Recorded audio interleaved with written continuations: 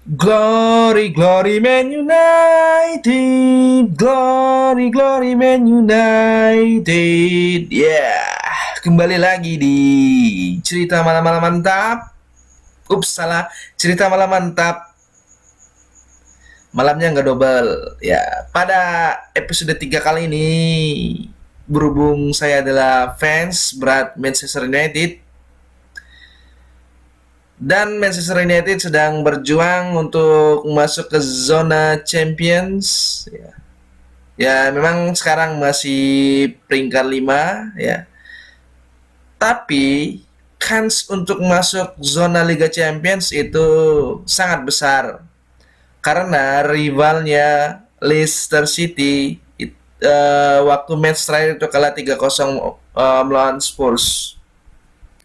Jadi United mempunyai satu match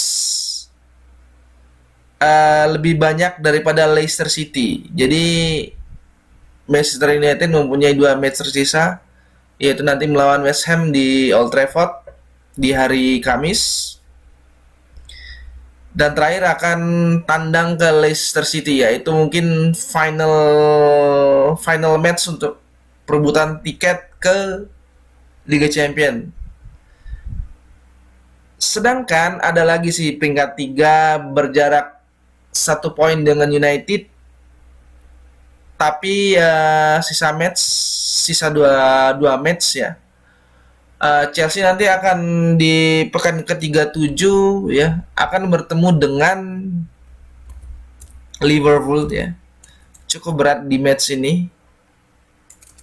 By the way, ngomong-ngomong masalah Chelsea, lolos ke final ya, FA Cup, mengkandaskan langkah MU dengan skor 3-1.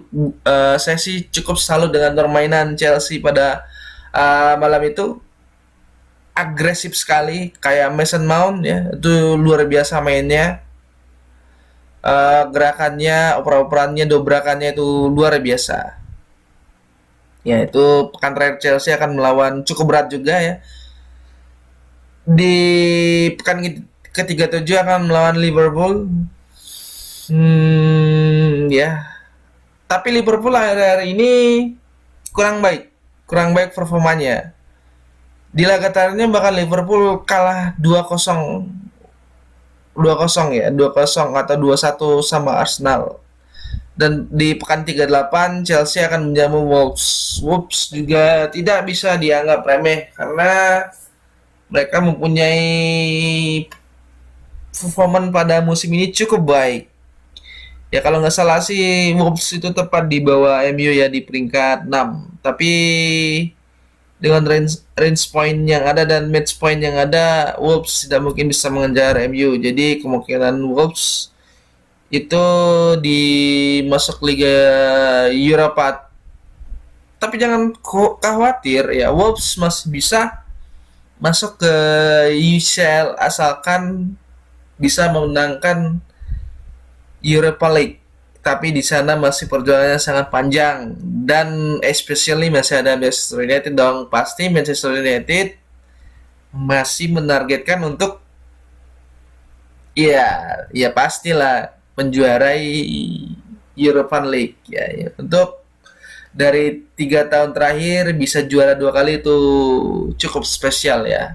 Apalagi untuk Ole yang belum ada gelar. Nah, kita akan ke inti bahasan malam ini.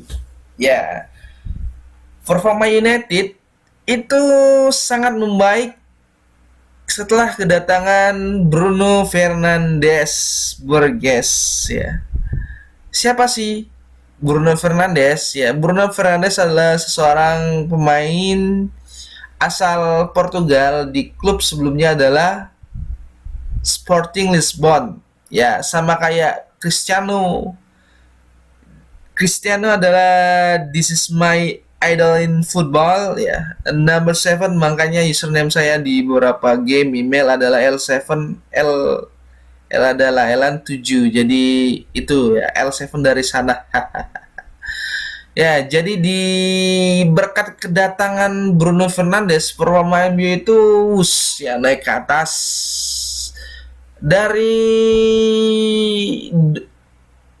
partai-partai setelah pandemi Corona, United ya baru kalah satu kali ya di tangan Chelsea, itu pun di ajang FA Cup ya, dan imbang 4 kali dan sisanya berakhir menang dengan torehan banyak gol. Ya, itu luar biasa ya. Memang Bruno Fernandes juga bisa meningkatkan performa tim ya, kayak misal Martial rajin buat gol, Rashford pergerakannya lebih mobile, Greenwood juga eh tusukannya makin ajib ya, walaupun dia masih muda.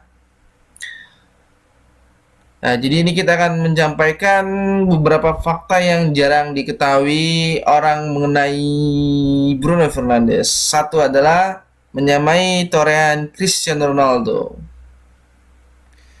Prestasi Bruno Fernandes di Manchester United ternyata mampu menyamai Cristiano Ronaldo. Ia menjadi pemain Manchester United pertama yang memenangkan penghargaan pemain terbaik Premier League bulan ini, berturut-turut sejak Cristiano Ronaldo. Total, Bruno Fernandes telah berkontribusi dalam 13 gol dalam 10 pertandingan pertama di Premier League dengan mencetak 7 gol dan 5 assist. Oke, fakta selanjutnya adalah sempat membuat rekor Eropa pada tahun 2018-2019. Oke, mari kita jabarkan ini ya. Bruno Fernandes sempat membuat rekor Eropa dengan berkontribusi dengan 50 gol dalam 53 penampilan bersama Sporting Lisbon pada tahun 2018 dan 2019. Memang pada saat itu Bruno Fernandes belum di MU, tapi sudah masuk radar tim ya Paman Ole Gunnar Solskjaer atau OGS. Ya, dengan rata-rata 32 gol dan 18 assist, rekor tersebut mengalahkan Alex di Fenerbahce pada tahun 2010-2011. 3. Mengawali karir sebagai back. Nah, ini saya pun pertama kali mendapati fakta ini sangat terkejut ya. Bruno Fernandes ternyata memulai karir tidak sebagai gelandang serang hingga usia 15 tahun. Sang pemain bermain sebagai back. Ya, menarik. Namun perubahan posisi terjadi saat dia dipinjamkan Boavista ke Pasteleria. Ya, mungkin agak salah bacanya ya, sorry. Saat dipinjamkan, ia menjelma menjadi pemain nomor 10 yang mendapatkannya. For your information, nomor 10 itu adalah pemain tengah di belakang striker atau bisa dibilang player hole atau penyerang lubang. Selanjutnya, ini juga agak sedikit mengejutkan, pribadi yang temperamental ya. Jadi Bruno Fernandes adalah pemain yang cukup emosional,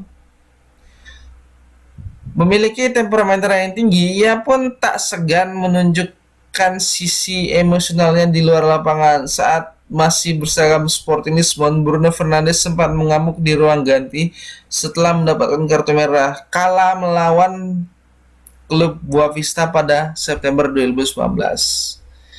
Ya, sebagai manusia, pemain bola juga bisa ya meluapkan emosinya. Ya, contohnya yang terakhir kayak Leo Messi ya.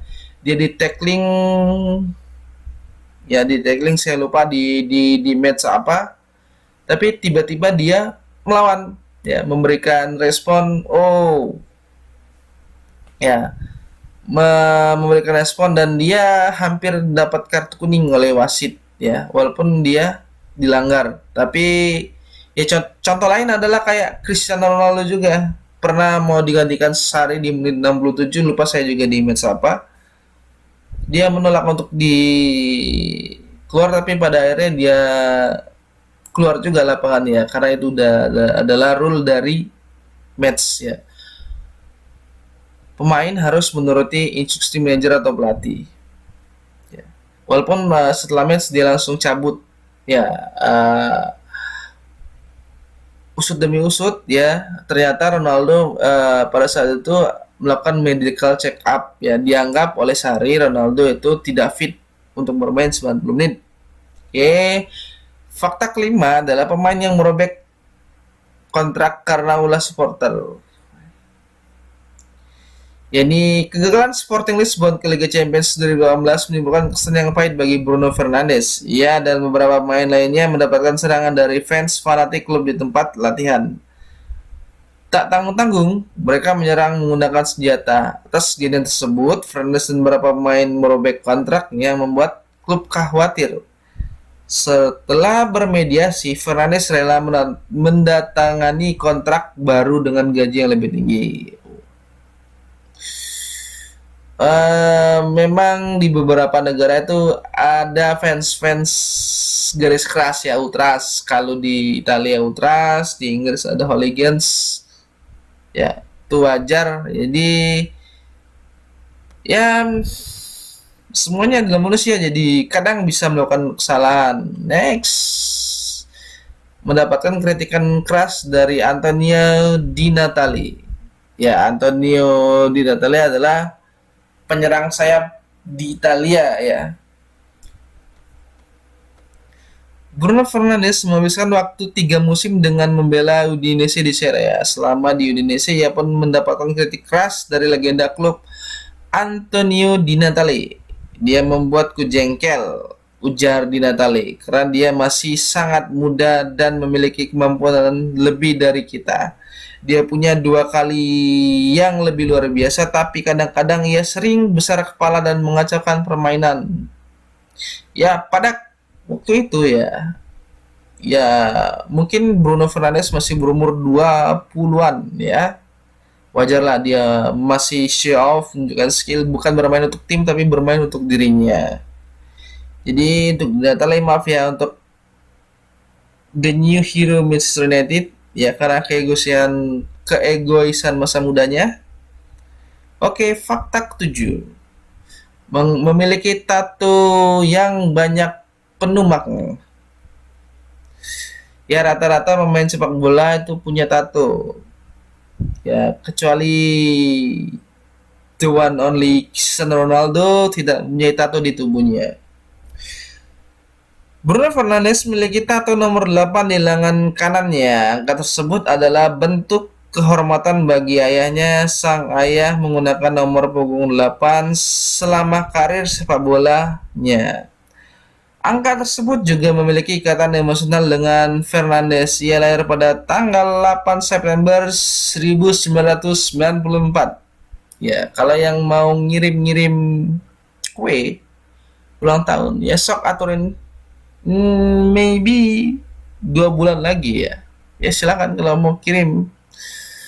Fakta ke-8, tengah menanti kelahiran anak kedua.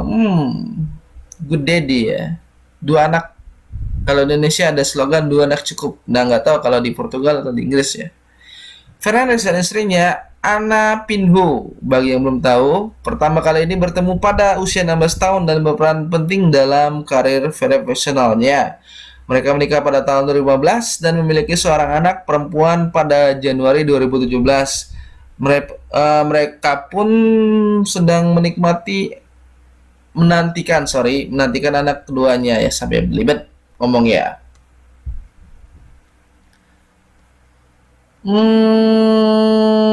Mungkin itu ya sedikit fakta dari Bruno Fernandes ya. Semoga dampak yang ditemukan Bruno Fernandes juga bertahan ya cukup 5 sampai 6 tahun ya. Karena Bruno Fernandes sekarang umurnya 26 sama 27, mungkin ya bisa lah bermain untuk United 5 sampai 6 tahun. Dan kontraknya di United juga sampai 6 tahun. Finally ya. Mungkin itu sedikit fakta mengenai Bruno Fernandes. Ya, kita akan bertemu di next episode di Cerita Malam Mantap. Bye-bye.